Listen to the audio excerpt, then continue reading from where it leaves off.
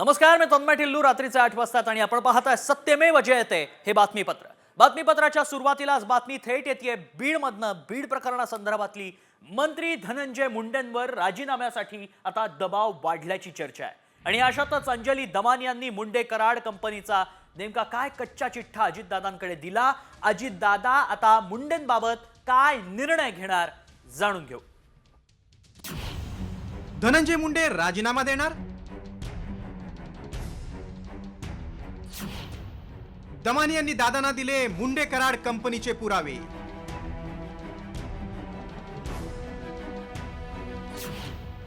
Balance शीटमुळे Munde येणार अडचणीत?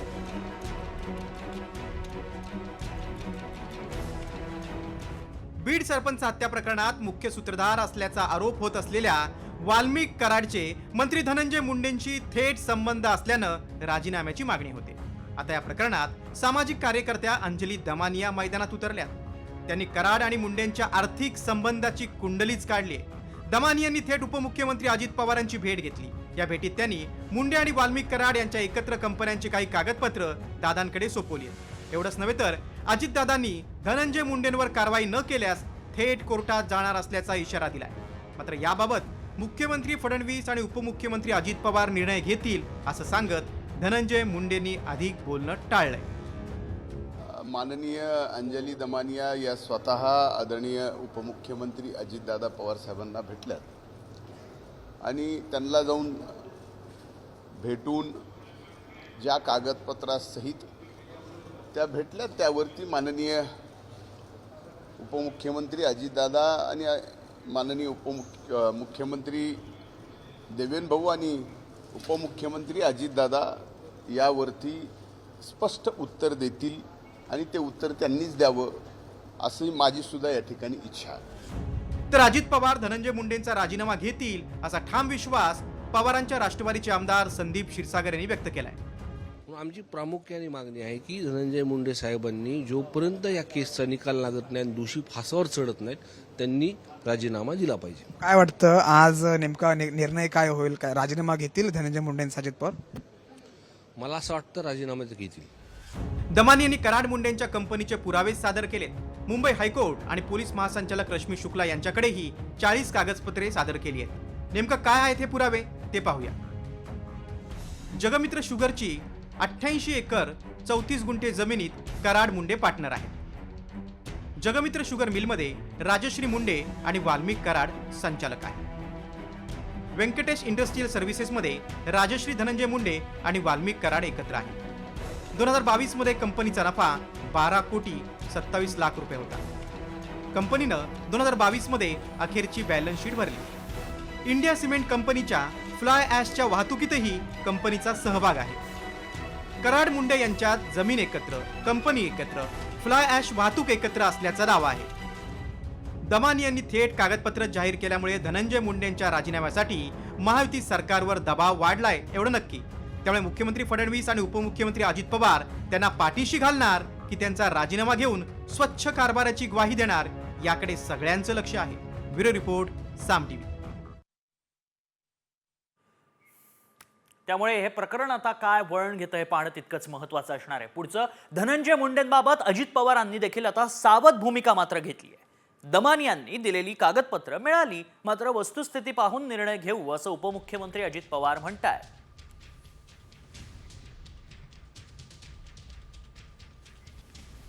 त्यावेळेला तुम्हाला जसं अंजली दमानिया भेटल्या तशा मला पण भेटल्या. मला पण त्यांनी काही कागदपत्र वगैरे दिलेली आहे. SITची एक आहे, CIDची एक आहे, न्यायालयीन चौकशी. तर त्या संदर्भात CID आणि SITच्याकडं ती माहिती, कारण उद्याच्याला कोणी पुरावे दिले तर त्याची पण शहानिशा करायला लागते. त्या पद्धतीनं ते दिलेले आहेत. त्याच्याबद्दलचं काय वस्तुस्थिती नक्की पुढे येते आणि त्या प्रकारे मग पुढच्या गोष्टी काय करायच्या ते ठरवलं जाईल. जी काही घटना बीड जिल्ह्यामध्ये घडलेली आहे सरपंचांच्या बाबतीमध्ये, त्यामध्ये जे कोणी चौकशा चालू आहेत त्या चौकशीमध्ये जे कोणी दोषी असतील त्यांना फाशीची शिक्षा झाली पाहिजे. तशा पद्धतीनं आपण सगळा प्रयत्न करतोय आणि ती चौकशी चालू आहे. त्याच्यात जर कुणाचे आणखीन काही नावं आली तर त्यांच्यावरही कारवाई केली जाईल. पण संबंध असेल तर निश्चितपणे कोणालाही पाठीशी घातलं जाणार नाही. असात बीडच्या वाल्मिक कराडचे कारनामे काही थांबायला तयार नाही. कारण कराड आणि एका महिला पोलीस अधिकाऱ्याच्या संभाषणाची खळबळजनक ऑडिओ क्लिप आता व्हायरल झाली आहे. या ऑडिओ क्लिपमध्ये असं काय आहे? कराडनं कोणतं प्रकरण दाबलंय? धनंजय मुंडेही अडचणीत येणार आहेत का? बघूया. कराडचे बीडमधील आणखी कारनामे उघड.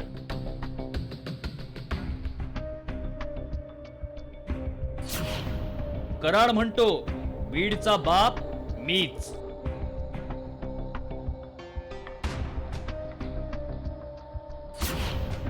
महिला PSI सोबतची ऑडिओ क्लिप व्हायरल.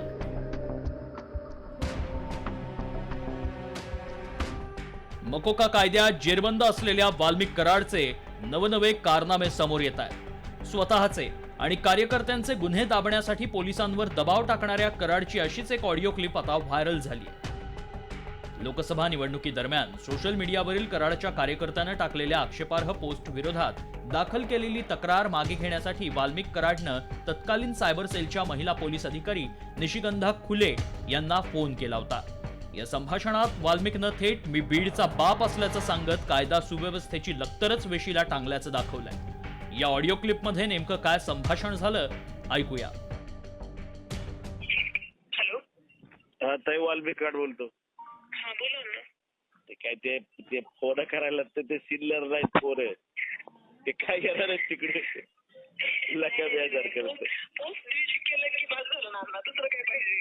ठीक आहे भैया, पोस्ट डिलीट करून टाका. हो पोस्ट काय होतं माहिती का, वातावरण खराब होते, सगळ्यालाच फोन चालू आहे. ताई ते त्यांनी सुरुवात केली आधी. ताई आम्ही शांत होतो, कुणाविषयी आरेला कारण एक दोन दिवस असून चाललं असं जरा सुचण्यात आम्हाला, पण बाकी त्यांचा फोन वगैरे जाईल. चालतंय ते. ठीक आहे चालेल. हॅलो, इग्नोर करायचं बाई, एवढं काय मनावर घ्यायचं नाही. बाप बसलेले आहेत, आपण काय बोलायला. ऐकलं? कराडची ही पोलीस अधिकाऱ्याशी बोलताना ही भाषा केवळ त्याचा माजच दाखवत नाही, तर थेट बीड पोलीस प्रशासनालाच आव्हान देणारी आहे.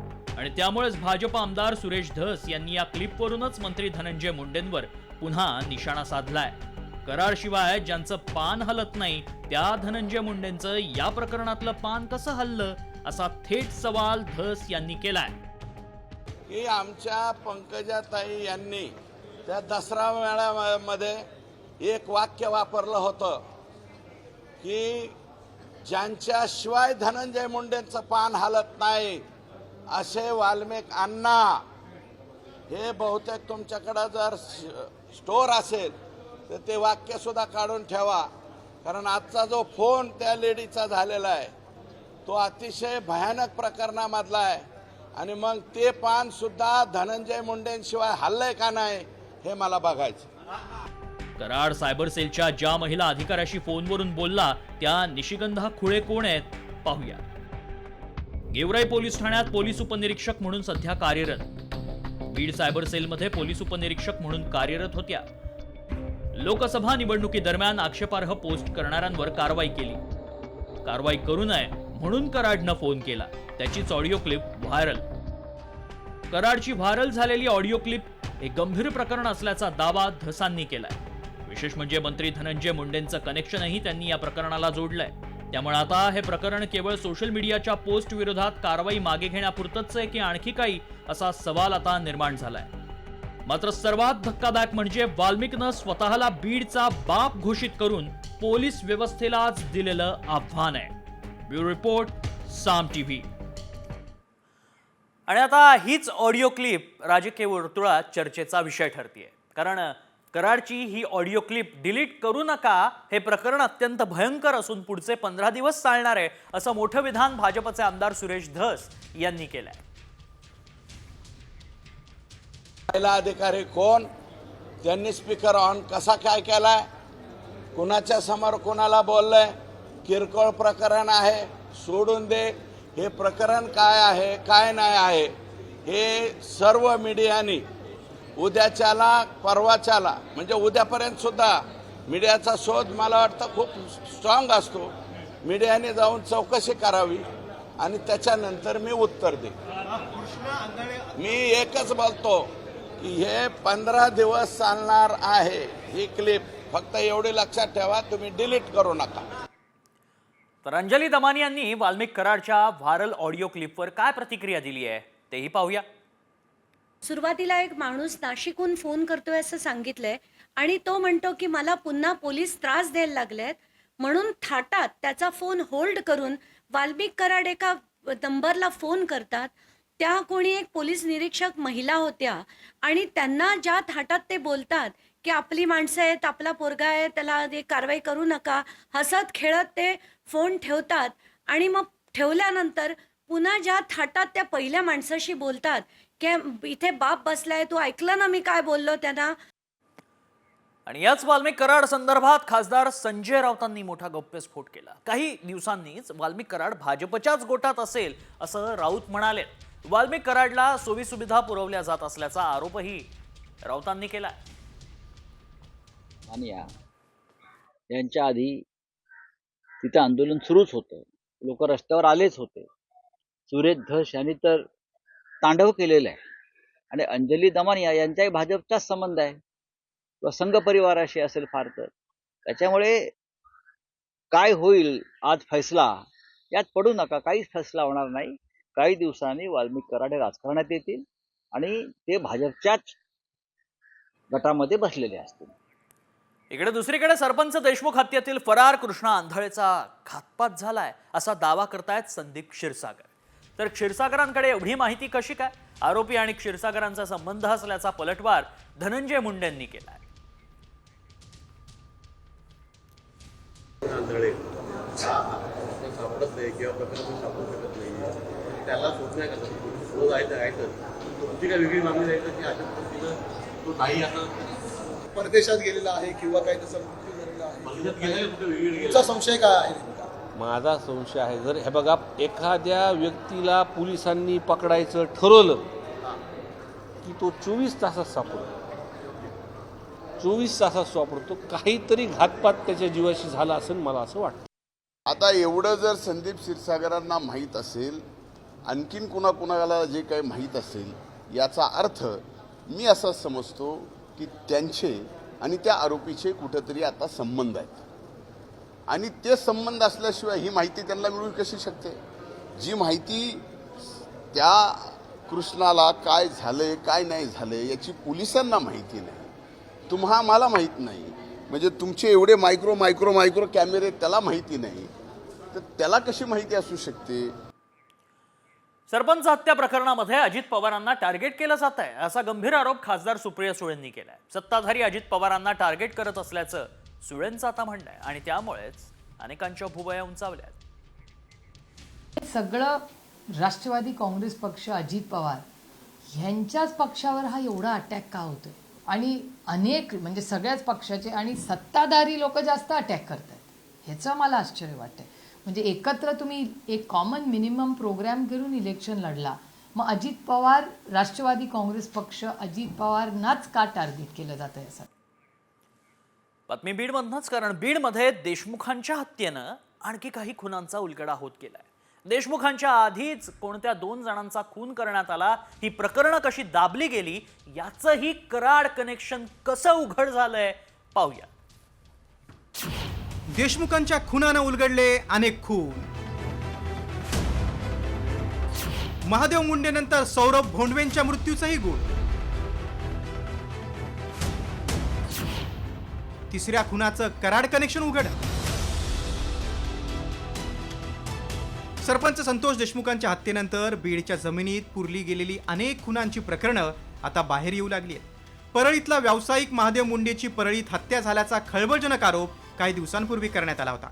हा आरोप ताजा असतानाच आता आणखीन एका मृत्यूबाबत धक्कादायक माहिती समोर आली आहे. बीड शहरातल्या सौरभ भोंडवे या तरुणाचा 1.5 वर्षांपूर्वी संशयास्पद मृत्यू हा खूनच असल्याचा दावा त्याच्या घरच्यांनी केला. या तिन्ही प्रकरणांचा समान धागा आहे, तो म्हणजे वाल्मिक कराड कनेक्शन. कुणाचा कधी खून झालाय ते पाहूया. संतोष देशमुख, केज, जिल्हा बीड, हत्या 9 डिसेंबर 2024. महादेव मुंडे, परळी, जिल्हा बीड, हत्या 22 ऑक्टोबर 2023. सौरभ भोंडवे, पाटोदा, जिल्हा बीड. हत्या 13 ऑगस्ट 2024. महादेव मुंडेप्रमाणेच आता सौरभ भोंडवेच्या कुटुंबियांनीही त्याची हत्याच झाल्याचा आरोप केलाय. सौरभचा मित्र गौरव आगाव, संभाजी जायभये आणि सागर जाधव यांनी खून करून मृतदेह तलावात फेकल्याचं कुटुंबियांचं म्हणणं आहे. या प्रकरणातही वाल्मिक कराडनंच पोलिसांवर दबाव टाकल्यामुळे गुन्हा दाखल न झाल्याचा दावा आमदार सुरेश धस यांनी केलाय. हे पोहण्याचं निमित्त करून या सौरभला घेऊन गेले आणि त्या ठिकाणी पाण्यात सोडून त्याला बुडून मारलं. तर ही जी घटना आहे पोलिसने थोडंसं बारकाईने चौकशी करायला पाहिजे होती, ती केली नाही आणि चौकशी न करता उलट गुन्हाही दाखल केला नाही आणि आमचं म्हणणं तर ऐकूनच घेतलं नाही. तेव्हा आम्हाला असं प्रशासनाला अशी आमची विनंती आहे की त्यांनी आमचा जो मुलगा गेला आहे तर त्याला न्याय मिळावा. हे बघा, सौरभ भोंडवे नावाचा मला वाटतं तो मुलगा आहे. त्याचे वडील माझ्याकडे आलते. केदार नावाचा एक तिथला PI API हा हक्काचा माणूस होता पाटोदा तालुक्यामध्ये. त्यांनी त्यांची केस दाखल करून घेतलेली नाही. माझ्याकडे आत्ता परत आलते. मी स्वतः SP-कडं त्यांना पाठवलं होतं आणि आता PIला त्याची केस त्या ठिकाणी घ्यायला लावलेली आहे. सौरभ भोंडवेबाबत नेमकं काय घडलं ते पाहूया. 13 ऑगस्ट 2024 रोजी सौरभ भोंडवे आपल्या मित्रांसोबत उखंडा तलावाजवळ गेला होता. संध्याकाळी 6:14 आईचा शेवटचा कॉल झाला, पण नीट आवाज येत नसल्यामुळे संवाद झाला नाही. रात्री 9 वाजता सौरभ हरवला असल्याचा वडिलांना फोन आला. सौरभचे मित्र कपडे घेऊन पाटोदा पोलीस ठाण्यात गेले, मात्र वडिलांना कॉल केला नाही.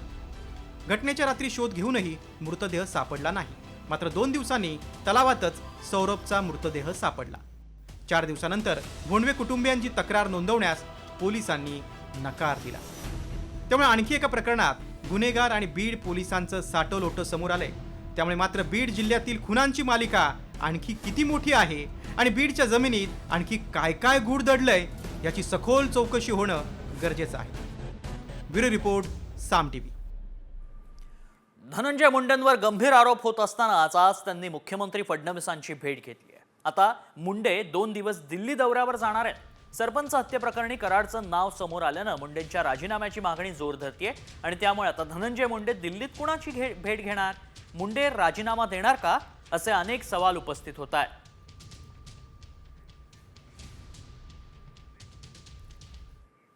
बातमी सिद्दीकींसंदर्भातली. माजी मंत्री बाबा सिद्दीकींच्या हत्येबाबत त्यांचा मुलगा झिशान सिद्दीकींनी पोलिसांना धक्कादायक जबाब दिलाय. या जबाबाबाबत कोणत्या 10 बिल्डर्स आणि नेत्यांची नावं आहेत, कोण सिद्दीकींच्या जीवावर उठलं होतं, जाणून घेऊ. बिल्डर नेत्यांकडून सिद्दीकींची हत्या. एसआरए प्रकल्पाच्या वादातून सिद्दीकींची हत्या.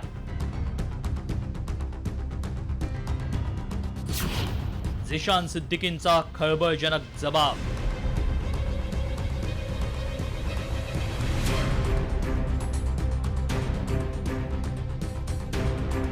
माजी मंत्री बाबा सिद्दीकी हत्या प्रकरणानं संपूर्ण राज्यात खळबळ उडाली होती. ही हत्या बिष्णोई गँगनं केल्याचा दावा पोलिसांनी तपासादरम्यान केलाय. मुंबई पोलिसांनी काही आरोपींना अटकही केली. मात्र आता बाबा सिद्दीकींचे पुत्र माजी आमदार झिशान सिद्दीकींनी आपल्या जबाबात खळबळजनक दावा केलाय. झिशान सिद्दीकीनं पोलिसांना दिलेल्या जबाबात 10 बिल्डर्स, ठाकरे गटाचे आमदार अनिल परब आणि भाजप नेते मोहित कंबोज यांचं नाव घेतलंय. हत्येच्या दिवशी वडिलांनी लिहिलेल्या डायरीत भाजप नेते मोहित कंबोज यांचं नाव असल्याचा उल्लेख झिशान सिद्दीकींनी केलाय. हत्या प्रकरणी या सर्व संबंधित बाजूंचा तपास करण्याची मागणी झिशान यांनी केली आहे. झिशानचा पोलिसांना दिलेला जबाब काय आहे पाहूया.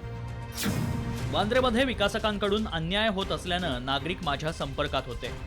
पृथ्वी चव्हाण, शाहिद बलवा, शिवालिक व्हेंचर्स, अदानी, नबील पटेल, विनोद गोयंका, परवेज लकडावाला, मुंद्रा बिल्डर्स, विजय ठक्कर, ओमकार हे बिल्डर्स संपर्कात. भाजप नेते मोहित कंबोज यांचा माझ्या वडिलांशी नियमित संपर्क होता. हत्येच्या दिवशी माझ्या वडिलांकडून डायरीत मोहित कंबोज यांच्या नावाचा उल्लेख. माझ्या वडिलांच्या फोनमध्ये व्हॉट्सअपद्वारे मोहित कंबोज यांच्याशी संपर्क. कंबोज यांना वांद्रेतील मुंद्रा बिल्डर्सच्या प्रकल्पाबाबत माझ्या वडिलांना भेटायचं होतं. दरम्यान बाबा सिद्दीकींची हत्या होण्याआधी त्यांच्याशी काही तास बोलणं झालं. मात्र चार्जशीटमध्ये आपलं नाव नसल्याचं स्पष्टीकरण भाजप नेते मोहित कंबोज यांनी दिलंय. तर या प्रकरणात सर्वांची चौकशी करा असं अनिल परब म्हणाले. जिस हिसाब से जीशान जी का स्टेटमेंट को घुमा फिरा के कुछ मीडिया हाउसेस बताना चाह रहे हैं, तो मैं ऐसी छोटी रिपोर्टिंग के लिए ऐसी निंदा करता हूं। और साथ ही साथ मैं बताना चाहूंगा कि इसके अंदर जो घटना हुई, बाबा सिद्दीकी जी का जो मर्डर हुआ, इसकी सच्चाई बाहर आनी चाहिए और सख्त से सख्त सजा आरोपियों को मिलनी चाहिए। और मुंबई पुलिस को इसके पीछे की सच्चाई क्या है, क्या इसका एंगल है, ये लोगों के सामने सच जल्द से जल्द लाना चाहिए। इसमें 11 बिल्डरों के नाम लिखे, उसमें अडानी का लिया है, शिवालिक का लिया है, मोहित कंबोज का लिया हुआ है। सबको मेरे हिसाब से सबकी इंक्वायरी करो। और वो जो फोन जो हम टीवी पे देख रहे थे कि बाबा सिद्दीकी को शकील के फोन आ रहे थे, वो किस बारे में आ रहे थे, उसकी भी इंक्वायरी होनी चाहिए। तर दुसरीकडे बाबा सिद्दीकींची हत्या बिश्नोई गँगनंच केली या दाव्यावर मुंबई पोलीस ठाम आहेत। मात्र बिल्डर आणि नेत्यांचा या हत्येशी संबंध आहे का? झिशान सिद्दीकींच्या या आरोपावर मुंबई पोलीस नव्यानं तपास करणार का, हा खरा प्रश्न आहे। ब्युरो रिपोर्ट, साम टीव्ही। त्यामुळे सिद्दीकी हत्या प्रकरण नेमकं काय वळण घेतं हे पाहणं महत्त्वाचं असणार आहे। बोलूयात पुढच्या बातमीकडे। हे जर खरं असेल तर तो बिल्डर आणि राजकीय नेता कोण होता याचा तपासही पोलिसांनी करावा, अशी आता प्रतिक्रिया ठाकरे गटाचे नेते अंबादास दानवे यांनी दिली आहे। तपास चुकीच्या दिशेने जातोय अशा पद्धतीनं भूमिका झिशान सिद्दीकी यांनी 1-2 महिन्यापूर्वी माझी ज्यावेळेस भेट झाली होती त्यावेळेस व्यक्त केली होती। आणि आता तुम्ही नवीन सांगताय, मी कोणावर आरोप करणार नाही, पण तो असं कोणाकडे जर बोट जात असेल तर मला वाटतं सरकारने याच्यामध्ये पुन्हा एकदा नव्यानं तपास करण्याची आवश्यकता आहे। अशातच झिशान सिद्दीकी अजित पवारांच्या भेटीला पोहोचले। हत्येच्या तपासावर मी समाधानी नाही, ज्यांची नावं घेतली त्यांची चौकशी झालीच पाहिजे। वडिलांप्रमाणे माझं बरं वाईट झाल्यास हेच बिल्डर जबाबदार असतील, असा आरोप सिद्दीकींनी केलाय। मैं अपने पार्टी लीडर अजीत दादा के पास जाके पूरी अपनी चीज़ें कह सकता हूँ और आज भी जाके मैं कहने वाला हूँ। उसके बाद मुझे यकीन है कि अजीत दादा, देवेंद्र फडणवीस जी, एकनाथ शिंदे जी, ये सब पुलिस से भी पूछताछ करेंगे और फेयर इंक्वायरी रहेगी। क्योंकि कल को मुझे भी अगर कुछ होता है या मेरे जान को भी कुछ होता है या कुछ भी होता है तो मैं ये बिल्डरों को ही ब्लेम करना चाहूँगा। पुढच्या बातमीकडे। बातमी चिंता वाढवणारी आहे, कारण पुण्यापाठोपाठ आता जीबी सिंड्रोमनं राज्यात आपले हातपाय पसरले। होय, पश्चिम महाराष्ट्र असेल, विदर्भ असेल, तिथेही जीबीएसनं शिरकाव केला आणि त्यामुळेच संकट वाढलंय, चिंताही वाढली आहे। नेमके कुठे कुठे जीबीएसचे रुग्ण आढळलेत आणि त्याचा सामना कसा करायचा पाहूया। राज्याला जीबी सिंड्रोमचा विळखा।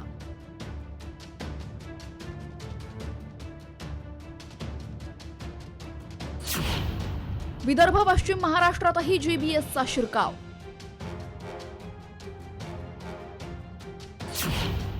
जीबीएसचा फैलाव रोखण्यासाठी प्रशासन सज्ज। पुण्यात गेल्या काही दिवसांपासून जीबी सिंड्रोमनं थैमान घातलंय। अवघ्या 10 दिवसांमध्येच रुग्णांची संख्या 111 झाली आहे आणि ही आकडेवारी दिवसेंदिवस वाढतच चालली आहे। पुण्यापाठोपाठ आता नागपूर, सोलापूर आणि कोल्हापुरात सुद्धा जीबीएसनं शिरकाव केलेला आहे। पुण्यामध्ये आतापर्यंत जीबीएसचे 111 रुग्ण सापडले। नागपूरमध्ये 6 रुग्ण, कोल्हापुरात 2 रुग्ण, तर सोलापूरमध्ये 2 संशयित रुग्ण आहेत। तर सोलापुरामध्ये एका संशयिताचा मृत्यू झालेला आहे। एका बाजूला रुग्णसंख्या वाढत असताना प्रशासनही आता सतर्क झालंय। आरोग्यमंत्री प्रकाश आंबेडकर यांनीही जीबी सिंड्रोममुळे उद्भवलेल्या परिस्थितीचा आढावा घेतलाय। जीबी सिंड्रोम हा जो काही नवीन एक आजार आहे, या आजाराबद्दल आणि त्यातले त्यात विशेषतः पुणे शहरामध्ये त्याचे पेशंट्स वाढले, त्यामुळे साहजिकच आज कॅबिनेटमध्ये सुद्धा त्याच्यावरती चर्चा झाली आणि त्याची वस्तुस्थिती नागरिकांच्यापर्यंत पोहोचणं आणि जी आवश्यक आहे ती काळजी सर्वांनीच घेणं या उद्देशानं खरं म्हणजे कॅबिनेटमध्ये सुद्धा अतिशय चांगल्या पद्धतीची सविस्तर सेक्रेटरी महोदयांनी कॅबिनेटला अतिशय चांगल्या पद्धतीने या सर्व विषयाची माहिती दिली। दरम्यान पुण्यात जीबीएसची लागण झालेल्या रुग्णाचा सोलापुरात मृत्यू झाला आणि याचीच दखल घेत आज झालेल्या मंत्रिमंडळ बैठकीतही जीबीएस सिंड्रोमवर चर्चा झाली। या बैठकीमध्ये मुख्यमंत्र्यांनी काय निर्देश दिलेले आहेत पाहूया। जीबीएस संसर्गजन्य नाही, महात्मा फुले जनआरोग्य योजनेमध्ये समाविष्ट, शासकीय रुग्णालयामध्ये उपचारासाठी विशेष व्यवस्था। जीबीएसवर ठोस अशी उपचार पद्धती नसली तरीही प्रचलित उपचारांनी रुग्ण पूर्णपणे बरा होऊ शकतो असं आरोग्य तज्ज्ञांनी म्हटलेलं आहे. आणि GBS हा आजार जनरली बऱ्याचशा केसेसमध्ये हा नॉर्मल होतो. फार कमी केसमध्ये हा सिरियस होऊन पेशंट अत्यवस्थ होऊ शकतो. त्यामुळे नागरिकांनी घाबरून न जाता आरोग्य विभागाने दिलेल्या निर्देशांचे काटेकोरपणे पालन करणं आता गरजेचं आहे. ब्युरो रिपोर्ट, साम TV. आणि याच संदर्भातली एक महत्त्वाची अपडेट आता समोर येते. बातमी पुण्यातनं येते, कारण पुण्यामध्ये केंद्राचं आरोग्य पथक आता दाखल झालंय. पुण्यात GBSचे 100 पेक्षा जास्त रुग्ण आहेत आणि त्यामुळे केंद्राचं पथक हे पुण्यात दाखल झालंय. या GBS सिंड्रोमची सुरुवात देखील पुण्यातनंच झाली होती आणि त्यामुळेच पुण्यात आता हे केंद्रीय पथक, आरोग्य पथक तपास करणार आहे, यामागची कारणं शोधून काढणार आहे. आता बातमी येते डोंबिवलीतनं. डोंबिवलीत एका सोसायटीमध्ये मराठी विरुद्ध अमराठी असा वाद विकोपाला गेलाय. सत्यनारायण पूजा आणि हळदी कुंकू कार्यक्रमाबाबत व्हॉट्सअप ग्रुपवर अमराठी सदस्यांनी काही अपशब्द वापरल्याचा आरोप करण्यात आलाय. या वादातून मोठा गोंधळ झाला. गोंधळाचा व्हिडिओ सोशल मीडियावर व्हायरल झालाय. या प्रकरणी मानपाडा पोलीस ठाण्यात तक्रार दाखल करण्यात आली आहे.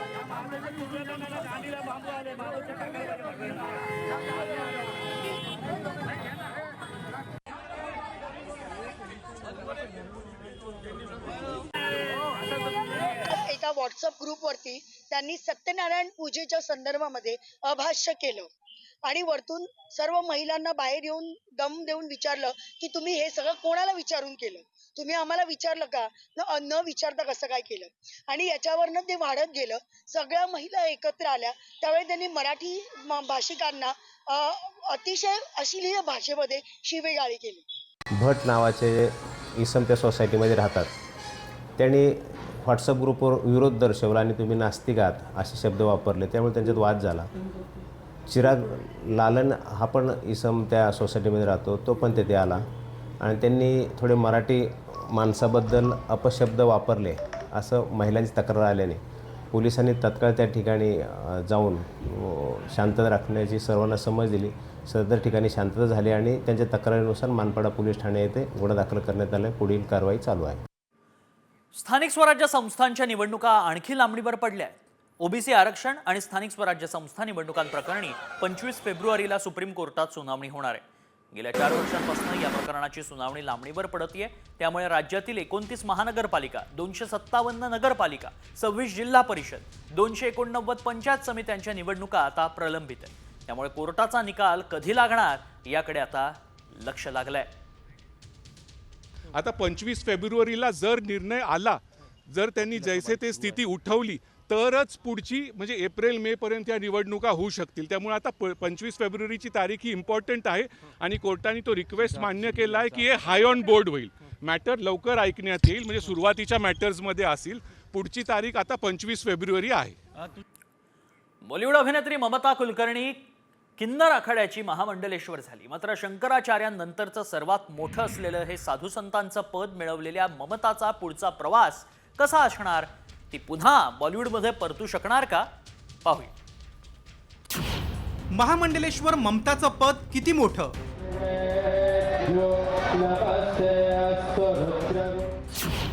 महामंडलेश्वर पदाचे अधिकार काय?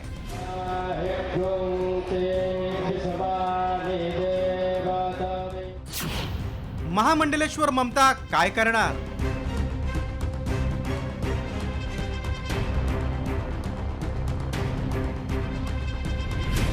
नव्वदच्या दशकातील आघाडीची अभिनेत्री ममता कुलकर्णी हिची कारकीर्द तशी वादग्रस्तच होती. तिने 1993 मध्ये एका मॅगझिनसाठी टॉपलेस फोटोशूट करून खळबळ उडून दिली होती. नंतर तिचे अंडरवर्ल्डशी संबंध असल्याच्या बातम्या प्रसिद्ध झाल्या.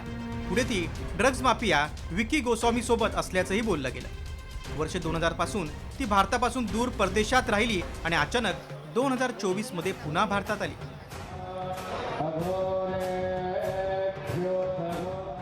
आता तिनं संन्यास घेतल्यानं ती पुन्हा चर्चेत आली. ममता कुलकर्णीचा 24 तासातील संन्याशी ते महामंडलेश्वरचा प्रवास धक्कादायक आहे.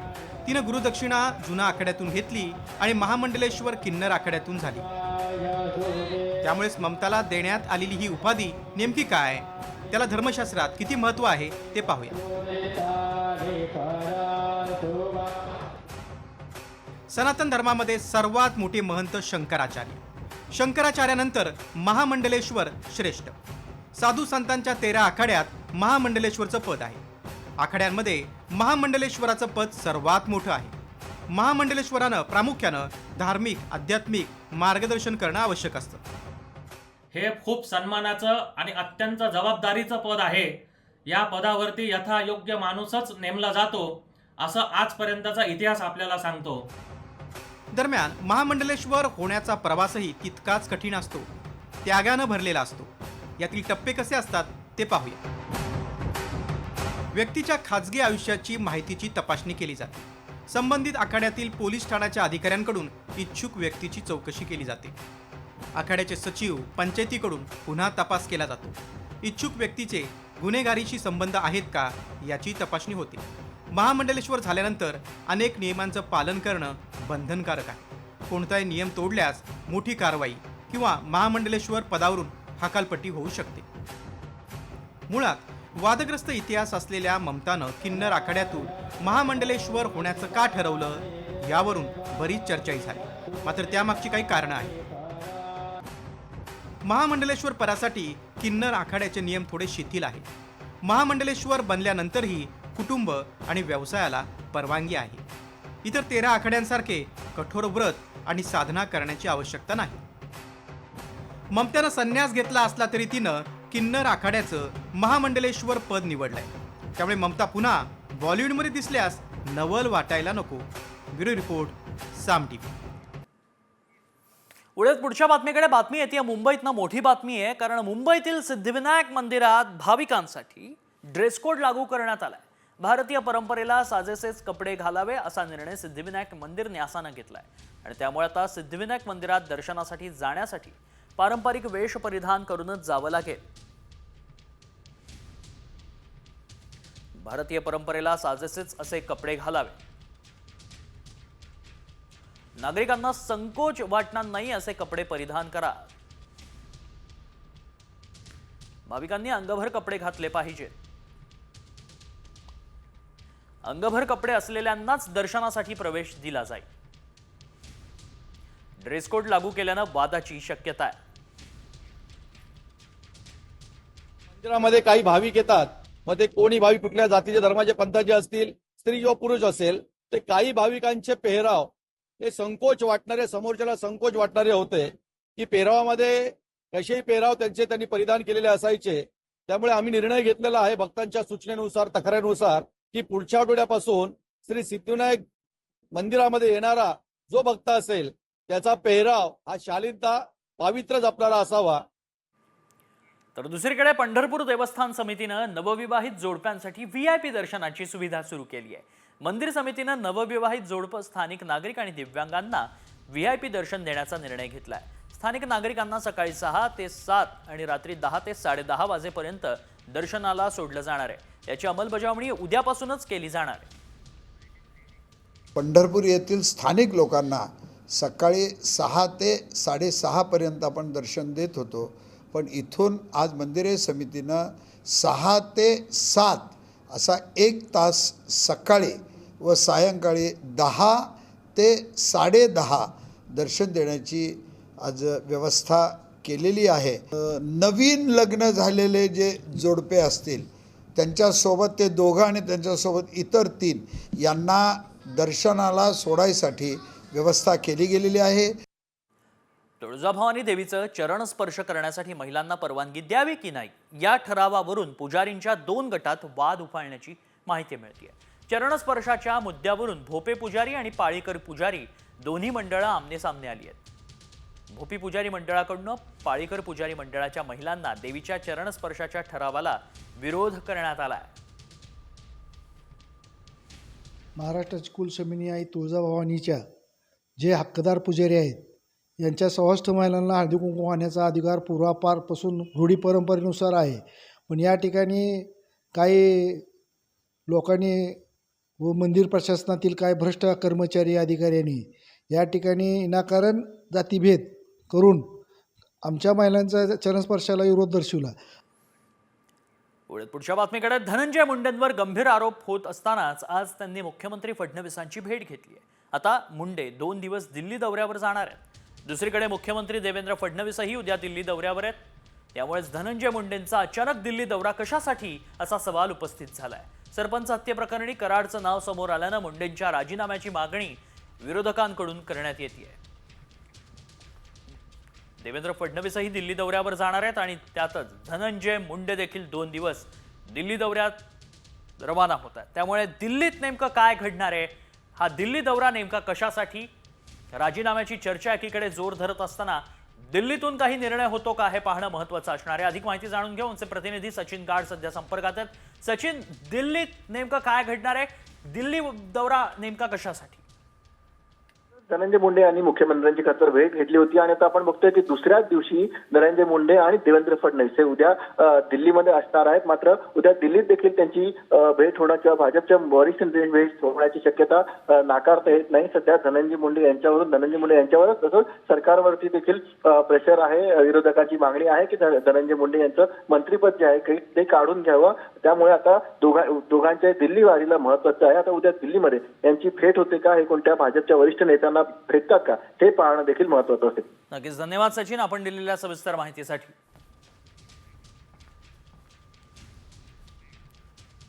आणि आता बातमी पोलीस होण्याचं स्वप्न पाहणाऱ्यांसाठी मोठी बातमी, कारण राज्यात 10,000 पोलिसांची भरती होणार आहे. फेब्रुवारी नंतर भरती प्रक्रिया सुरू होईल. यात डिसेंबर 2025 पर्यंत रिक्त होणारी पदं भरली जाणार आहेत.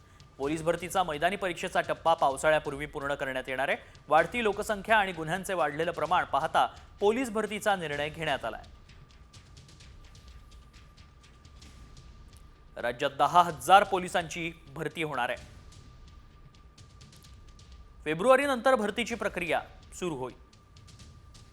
डिसेंबर 2025 पर्यंत रिक्त होणारी पदही यातून भरली जातील. पावसाळ्याआधी भरतीचा मैदानी टप्पा पूर्ण केला जाईल. पुढची बातमी, फ्लॅट, जमीन किंवा दुकान खरेदी करायचं असेल तर लवकर करा, कारण राज्यामध्ये लवकरच खरेदी विक्रीचे भाव वाढण्याची शक्यता आहे. रेडी रेकनरच्या दरात 10% वाढ करण्याचा प्रस्ताव असल्याची माहिती महसूल मंत्री चंद्रशेखर बावनकुळेंनी दिली आहे. सरकार योग्य तो निर्णय घेणार असल्याचंही त्यांनी नमूद केलं. त्यामुळे 1 एप्रिलपासून हा निर्णय लागू करण्याची चिन्ह आहेत. यातून राज्याच्या तिजोरीत 75,000 कोटींचा महसूल जमा होण्याची सरकारला अपेक्षा आहे. कोरोनानं 2021 नंतर रेडी रेकनरच्या दरात वाढ करण्यात आलेली नव्हती. जोडून एक प्रश्न आहे, महसूल वाढवण्यासाठी रेडी रेकनरच्या दरात 10% वाढ करण्याचा निर्णय होणार आहे का? प्रस्ताव आहे रेडी रेकनरच्या दरात वाढ करण्याचा, शासन योग्य निर्णय करेल. आता बातमी येते नागपूरमधून. धक्कादायक बातमी समोर येते. मृत्यूनंतर काय होतं हे पाहायचंय अशा आशयाची चिठ्ठी लिहून एका विद्यार्थिनीनं आत्महत्या केली आहे. मुलीनं चाकून आपला गळा चिरला आणि हाताची नस कापून जीवन संपवलं. ऑनलाईन गेमिंगच्या आहारी गेलेल्या 17 वर्षांच्या विद्यार्थिनीच्या आत्महत्येनं खळबळ माजली आहे. ही घटना नागपूरच्या धंतोला पोलीस स्टेशनच्या हद्दीत घडली. नागपुरात 17 वर्षाच्या मुलीनं स्वतःचा गळा चिरला, हाताची नस कापली आहे. तरुणी रात्रभर ऑनलाईन गेम खेळत होती. डेथ हा शब्द गुगलवर सर्च करत होती. सकाळी आई वडिलांना ती रक्ताच्या थारोळ्यात सापडली. आत्महत्या करण्यासाठी मुलीनं ऑनलाईन चाकू मागवल्याची माहिती आहे. त्यामुळे पालकांनो आपल्या मुलांकडे वेळीच लक्ष द्या. आता बातमी नवी मुंबई विमानतळाबाबत. नवी मुंबई आंतरराष्ट्रीय विमानतळाचे 17 एप्रिल रोजी उद्घाटन होणार आहे. मे महिन्यात देशांतर्गत सेवा आणि जुलैमध्ये आंतरराष्ट्रीय उड्डाणं सुरू होतील. दरम्यान ऑक्टोबरपर्यंत सुमारे 150 उड्डाणं मुंबई विमानतळावरून नवी मुंबई विमानतळावर स्थलांतरित केली जाणार आहेत. त्यानंतर मुंबई विमानतळाचं एक टर्मिनल पुनर्बांधणीसाठी बंद करण्यात येईल. बातमी सैफ अली संदर्भातली. सैफ अली खानवरील हल्ला प्रकरणात पोलिसांनी आता बंगालमधील एका महिलेला अटक केल्याची माहिती मिळते. मुंबईत यापूर्वी अटक करण्यात आलेल्या बांगलादेशी नागरिकानं वापरलेलं सिम कार्ड एका महिलेच्या नावावर असल्याचं समोर आलंय.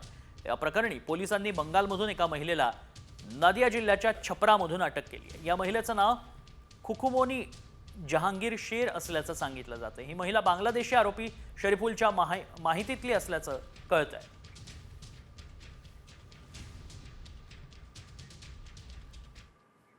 मुंबईतीलच एका पंचतारांकित रुग्णालयात उपचार घेणाऱ्या अभिनेता सैफ अली खानचा 25 लाख रुपयांचा वैद्यकीय खर्चाचा विमा तत्काळ मंजूर करण्यात आला.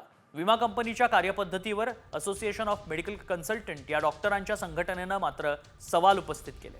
सोशल मीडियावरही याची चर्चा सुरू झाली. सेलिब्रिटींना झुकतं माप देत विमा कंपन्या सामान्यांना मात्र हेलपाटे घालायला लावतात असा आरोप संघटनेच्या वतीनं केला जातोय.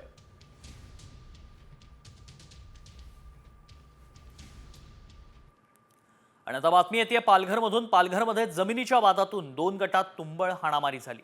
नागझरी गावात झालेल्या राड्यात महिलांना मारहाण करण्यात आली आहे. लोखंडी रॉडनं केलेल्या मारहाणीत 3 महिला जखमी झाल्या. त्यांच्यावरती रुग्णालयात उपचार केले जात आहेत. या प्रकरणी मनोर पोलीस स्टेशनमध्ये तक्रार दाखल करण्यात आली.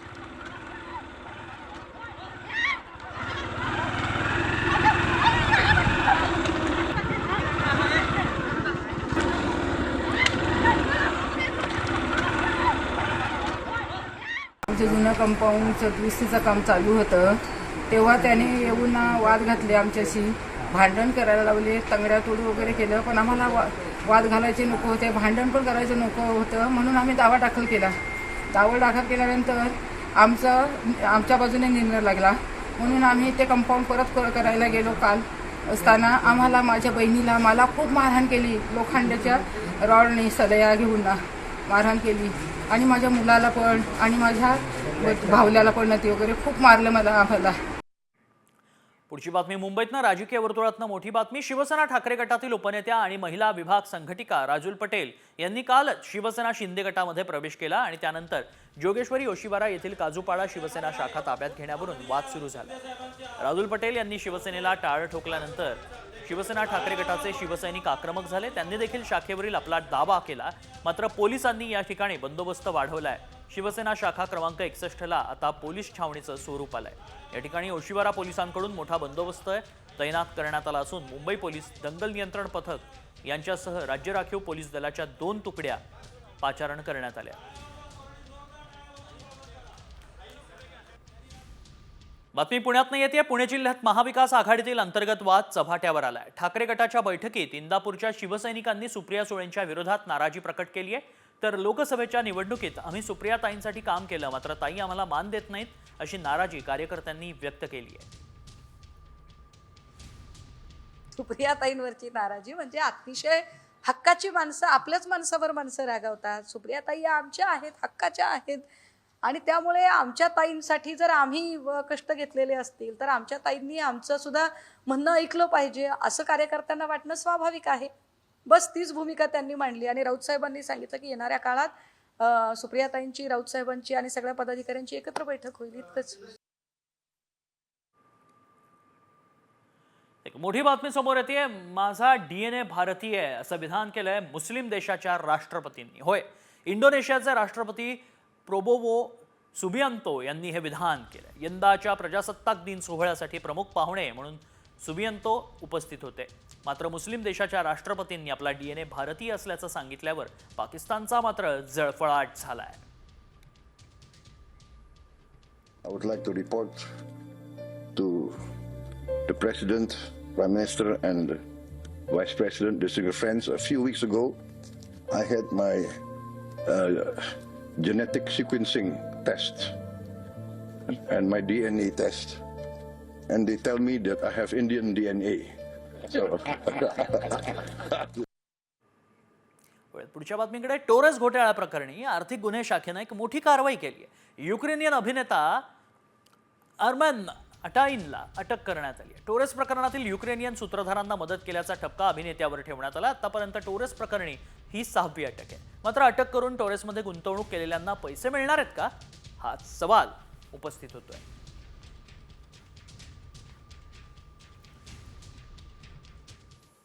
सांगलीत बातमी समोर येते. सांगलीमध्ये कारण कोट्यावधींचा MD ड्रग्ज जप्त करण्यात आलाय. विटांमध्ये स्थानिक गुन्हे अन्वेषण विभागाच्या पथकानं छापा टाकला आणि ही कारवाई केली. MIDC मधल्या माऊली इंडस्ट्रीज या कारखान्यावर पोलिसांनी काल रात्री छापा टाकलाय.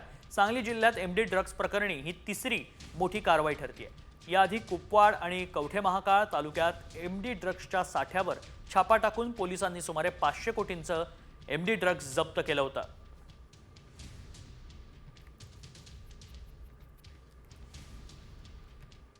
पुढच्या बातमीकडे. जुन्या पुणे मुंबई महामार्गावर खंडाळा बोरघाटात एका बाईक रायडरचा अपघात झालाय. हा भयंकर अपघात मोबाईलमध्ये चित्रित झाला. बाईकचा चक्काचूर झालाय तर दुचाकीस्वार जखमी आहे. अनेक बाईक रायडर्स लोणावळ्यात बाईक रायडिंग करण्यासाठी येतात, मात्र हे अनेक स्टंटबाजी करतात. त्यामुळेच अपघाताचं प्रमाण आता इथे प्रचंड वाढलं. त्यामुळे पोलीस नेमकं काय करतात? पोलिसांनी यावर निर्बंध घालावेत अशी मागणी होती.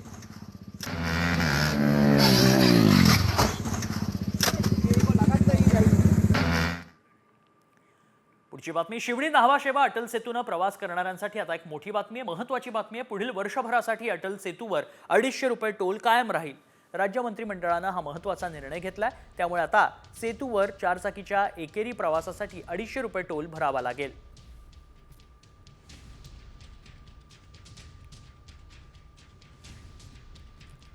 आणि आता बातमी आंबाप्रेमींसाठी महत्त्वाची आहे. हापूस आंबा म्हणजेच फळांचा राजा. गोड, रसाळ, पिवळसर, केशरी रंगाच्या हापूस आंब्याच्या घमघमाटानंच खरं तर तोंडाला पाणी सुटतं. हाच हापूस आंबा बाजारात दाखलही झालाय. नवी मुंबईच्या APMC मार्केटमध्ये हापूस आंब्याच्या 24 पेट्या दाखल झाल्या आहेत. एका पेटीत 4 ते 6 डझन आंबे आहेत. एका पेटीला 10 ते 15 हजारांचा भाव मिळतोय. हापूस आंबा मुंबई मार्केटमध्ये दाखल झालाय. नवी मुंबई APMC मध्ये 24 पेट्या दाखल झाल्यात. त्यामुळे लवकरच हा हापूस तुमच्या ताटातही विराजमान होण्यास सज्ज असेल. 31 जानेवारी 2025 नंतर सोयाबीनची खरेदी चालू राहावी यासाठी केंद्र सरकारकडे आणखी 7 दिवस मुदत वाढवून मिळावी यासाठी केंद्रीय कृषी मंत्रालयाला सोयाबीन खरेदी मुदतवाढीचा प्रस्ताव पाठवण्यात आलाय. अशी माहिती राज्याचे मंत्री जयकुमार रावल यांनी दिली. जिल्ह्याचे लोकप्रतिनिधी आणि शेतकऱ्यांची मागणी लक्षात घेत राज्यात सोयाबीन खरेदीसाठी 7 दिवस मुदत वाढवून मिळावी यासाठी प्रस्ताव पाठवण्यात आलाय.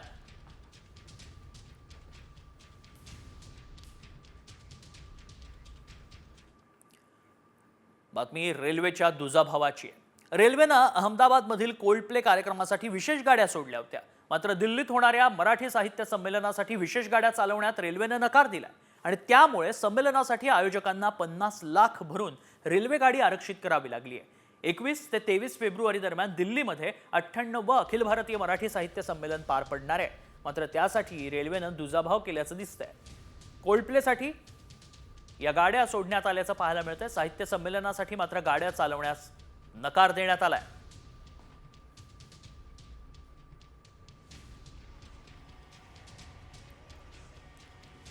एक महत्त्वाची आणि मोठी बातमी मुंबईत नाही येते, कारण मुंबईतल्या मालाडमध्ये गॅस पाईपलाईन फुटल्यानं आग लागली आहे. JCBनं खोदकाम सुरू असतानाच पाईप फुटलाय. मालाडच्या मार्वे रोडवरील ही घटना आहे. अग्निशमन दलाकडून आग विझवण्याचे प्रयत्न सध्या सुरू आहेत. JCBनं खोदकाम सुरू होतं आणि त्याच ठिकाणी गॅसची पाईपलाईन होती. JCBनं खोदकाम करताना या गॅसच्या पाईपलाईनला धक्का लागला, परिणामी आग लागली. या आगीवर नियंत्रण मिळवण्याचे प्रयत्न सध्या सुरू झाले.